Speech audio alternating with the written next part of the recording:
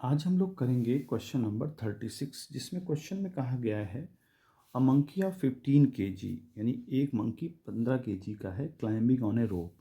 तो सबसे पहले हम एक रोप बना लें और इस रोप में एक मंकी जो है एक 15 किलो का है और क्लाइंब कर रहा है। अच्छा, if it wishes to go up with an acceleration of 1 metre per second square, यानी कि उसका जो एक्सेलरेशन है वो है 1 मीटर पर सेकेंड स्क्वायर जब वो ऊपर को चल रहा है। How much force should it apply to the rope if the rope is 5 metre long and monkey starts from rest. जो रोप है वो 5 मीटर लंबी है और मंकी स्टार्ट्स फ्रॉम रेस्ट, यानी कि इसका इनिशियल वेलोसिटी 0 है। How much time will it take to reach the ceiling, यानी कि वो ऊपर जाने में उसको कितना समय लगेगा। तो देखिए, समझिए बात को।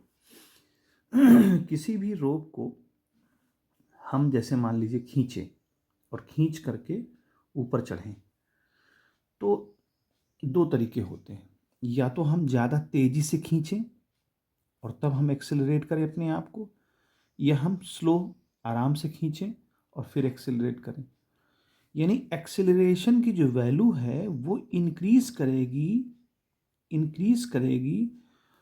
इस डोरी में देने वाले टेंशन को। यानी जो हम खींचते हैं तो उस डोरी में टेंशन आता है, उस टेंशन का बहुत बड़ा रोल होता है एक्सेलरेशन में। अगर हम टेंशन ज़्यादा लगाएंगे, मान लीजिए टी, देखिए अगर ऊपर जा रहे हैं तो टी ऊपर की तरफ लगेगा और वेट नीचे की तरफ काम करेगा। इसका रिजल्ट क्या आएगा? m/a।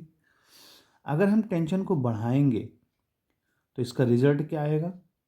ज़्यादा आएगा, यानी कि एक्सेलरेशन क्या करेगा? बढ़ेगा। मास तो चेंज होगा नहीं।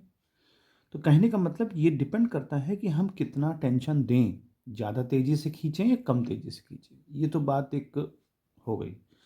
फिर उसके बाद हमको यहाँ पर टेंशन बताना है कि कितना लग रहा है अगर उसका एक्सेलरेशन दे रखा है। तो देखें, टेंशन माइनस वेट नीचे काम करेगा mg, और उसका रिजल्ट क्या आएगा? m/a।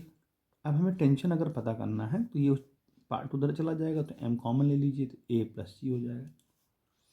अब m की वैल्यू हमें यहाँ दे रखी है 15, a 1 है और g की वैल्यू यहाँ दी नहीं है।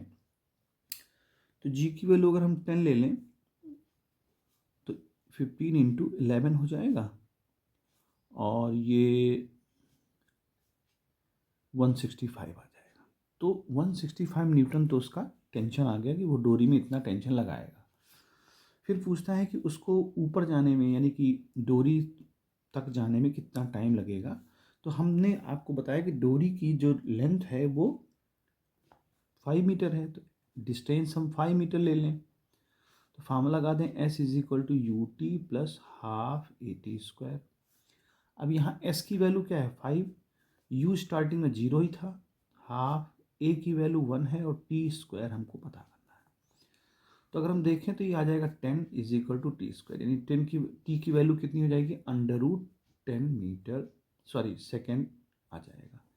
यानी उसको √10 सेकेंड लगेंगे, या इसको अगर हम राउंड मतलब उसमें स्क्वायर रूट निकालें तो 3.16 सेकेंड लगेंगे इसको ऊपर जाने में, जो डोरी की लंबाई 5 मीटर दे रखी है।